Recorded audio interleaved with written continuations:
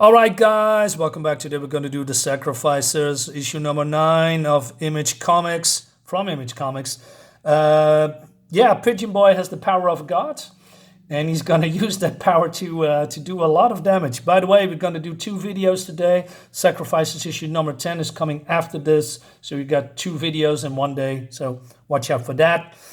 Anyway, so Lord Aquaticus couldn't protect his subjects, and his subjects died, and he feels very sad about it.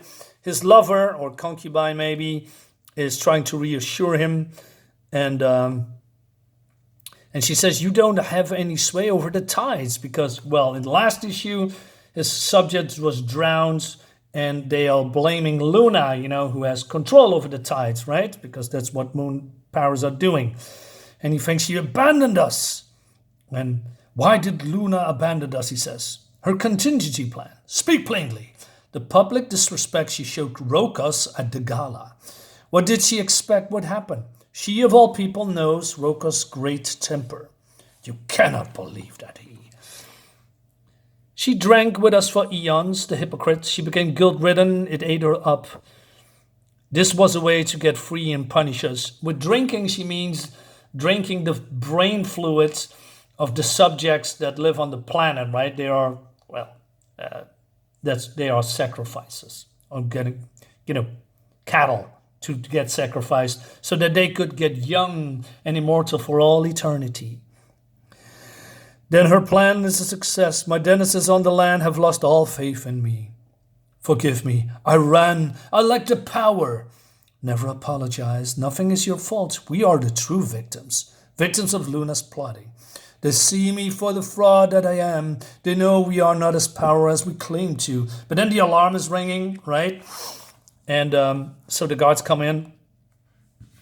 And it seems that this never happened before. And yeah, he's dead. So Pigeon Boy is here to, punish everyone, I guess, right? So he's getting attacked, but he's way too strong. He's got the superior armor, and he's got some strong, superhuman powers, right? Still, after a lifetime of being powerless, unloved, and hopeless, this feels good. This feels like power, an entire unfamiliar sensation. Most of his life was spent lost and confused. The 2 constant companions he could count on, whether in the hot sun working or plow or under the crack of his father's belt. He says, where is Aquatica? And then Aquatica grabs him and throws it through the building, right? Now, I wonder, is this some kind of underwater cavern, or is this really underwater, right? Because as far as I know, pigeons cannot breathe underwater. All right. You sought the fury of a god, and you have, he says. He put his head down and put one foot in front of another instinctively because there was nothing else, because no other motion seemed preferable, he says. What do you call a god who lacks the strength to protect his people? A fraud!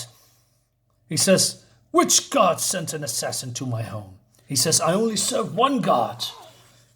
Revenge. And it seems that he can hurt them with this axe, although he's made of water.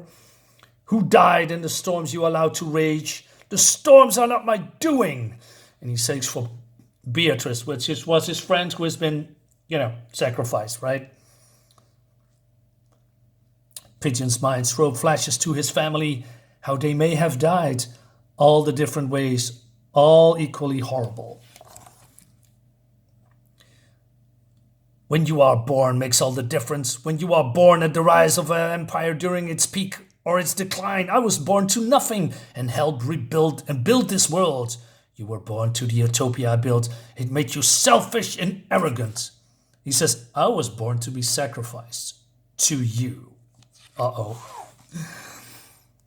You who consume the souls of children as payment for promise you cannot keep. Children, we were told.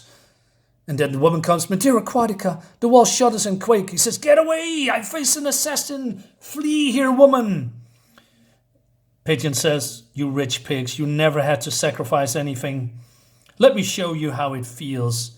And then everyone of basically everything, it's this whole compound, this whole structure is falling down, right? His future was only ever a mysterious horror, one that he wasn't entitled to control.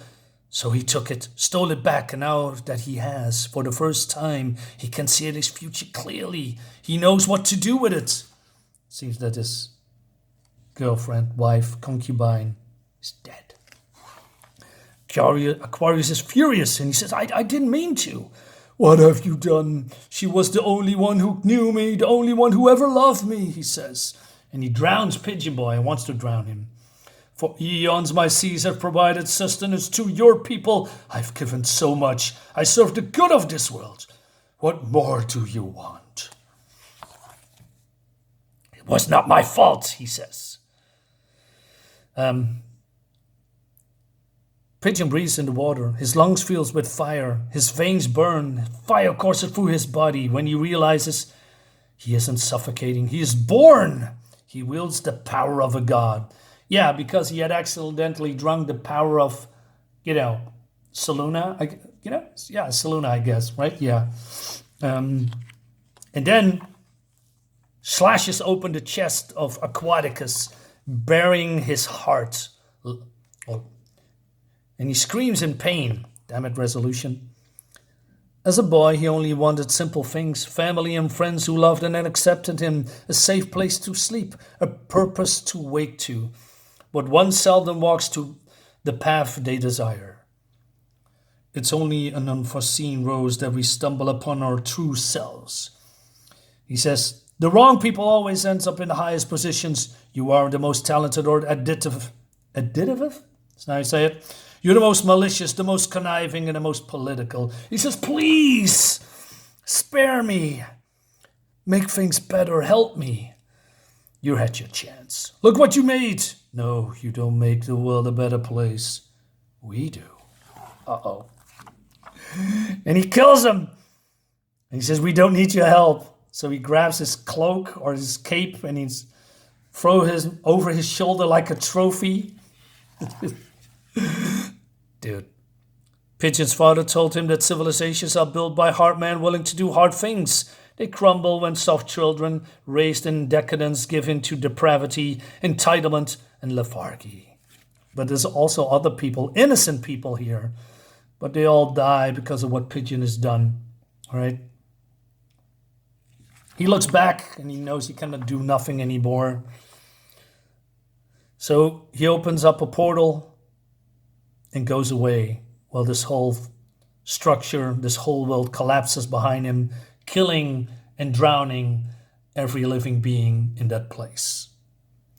All right.